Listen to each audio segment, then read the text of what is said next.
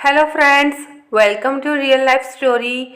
और आज की स्टोरी है बुढ़ापे में बहू परेशान करती है।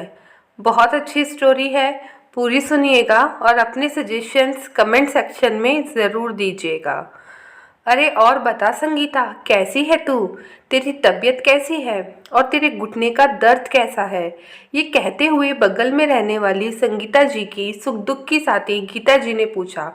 क्या बताऊं गीता बहन, एक तो इस बुढ़ापे में कुछ काम नहीं होता और बहू भी किसी काम की नहीं है। जाकर बैठ गई है अपने शहर में। बस यहाँ तो मैं ही हूँ और क्या करूँ। अब मैं क्या करूं, मुझे तो कुछ समझ में ही नहीं आता। इन बूढ़ी हड्डियों में ताकत भी नहीं रही। बुढ़ापे में बहू ने परेशान कर रखा है। और ये कहते हुए संगीता जी रोने लग जाती है। अरे चुप हो जा संगीता, रो रो कर क्यों सबसे अपनी बहुओं की बुराई करती है कि दो दो बहुएं होकर भी तेरी ज़रूरत के समय एक भी तेरे पास नहीं है। अब तो सुधर जा, अब रोने से क्या फ़ायदा। याद है ना तुमको, तुमने अपनी बहुओं के साथ क्या किया था। बहू अपने दूध पीते बच्चे के साथ तुम्हारे पास ममता भरी स्पर्श लेने आई थी कि उसकी माँ नहीं है तो तुम ही माँ और दादी होने का फर्ज निभा दोगी। पर तुमने क्या किया, ना तो पोती की मालिश करी और ना बहू को रोटी दी। समझाया था मैंने तुम्हें कि बहू को बहू की नज़र से ना देखकर एक बच्चा एक माँ की नज़र से देखो। पर उसको खाना बनाकर देना तो दूर, तुमने बहू के ऊपर ही सारा घर का काम डाल दिया। और बेचारी वे जापे के टाइम भी घर का काम करती और रात को देर से सोने की वजह से सुबह उसकी आंख देर से खुलती और उसे भूख लगती तो जब तक वह खुद ना बना लेती उसके मुंह में एक निवाला न डाला गया तुमसे। जच्चा बच्चा दोनों भूखे रहते थे पर तुम्हें कोई चिंता नहीं थी।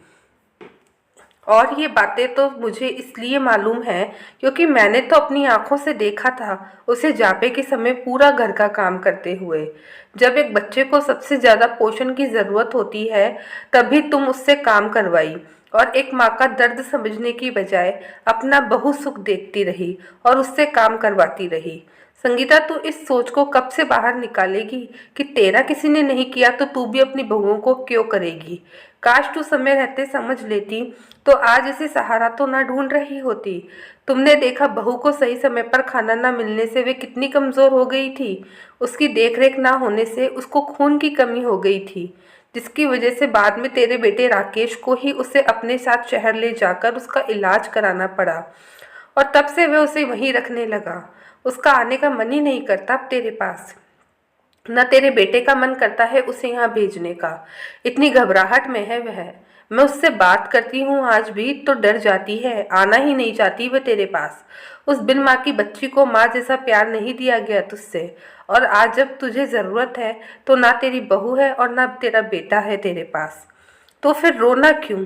कभी तो अपनी बहू को दिल से अपनाती, उसे प्यार से रखती। सब तो तेरा ही किया धरा है, आज तेरा किया ही तेरे सामने आ रहा है। वह कहावत तो तूने सुनी ही होगी, जैसा बोओगे वैसा ही काटोगे। तूने जैसा उसके साथ किया वही तुझे वापस मिल रहा है। अच्छा चलती हूँ, किसी चीज़ की ज़रूरत हो तो मुझे बुला लेना। ये ले चाय पी ले, कहकर गीता संगीता को उसके किए का परिणाम बताकर उसे निरुत्तर छोड़कर अपने घर चली जाती है। और संगीता जी मुखबत सर पकड़े अपनी किस्मत को रोती रहती है, क्योंकि अब चाहकर भी वे पहले वाला समय तो वापस नहीं ला सकती, ना ही अपनी बहू को हक से अपने पास बुला सकती है। दोस्तों, दुनिया में खाली बहुएं ही ऐसी नहीं होती जो सास को दुखी करती है, मगर कुछ सास भी ऐसी होती हैं जो बहुओं को कभी अपना नहीं मानती और जब उनको बुढ़ापे में सुख नहीं मिलता तो अपना किया धरा न देखकर दुनिया के सामने अपनी बहू को ही बुरा बताती है। तो उन सभी सास से जो इस कहानी जैसी हैं उन्हें सुधर जाना चाहिए और अपनी बहुओं को भी प्यार और सम्मान देना चाहिए। तभी बहू भी आपके साथ रहेगी और आपको बहुत सम्मान देगी। अगर बात कड़वी लगे तो मैं आपसे माफ़ी चाहती हूँ, पर ये सच है दोस्तों। हम जैसा दूसरों को देंगे वही हमें वापस लौटकर मिलेगा। जैसा दोगे वैसा पाओगे। और ये कहावतें ऐसे ही नहीं बनाई गई है। आपकी इस बारे में क्या राय है, कमेंट सेक्शन में ज़रूर बताइएगा। और ये कहानी काल्पनिक है, इसके सभी पात्र और घटनाएं काल्पनिक है। तो अगर आपको स्टोरी अच्छी लगे तो कमेंट सेक्शन में ज़रूर कमेंट कीजिएगा।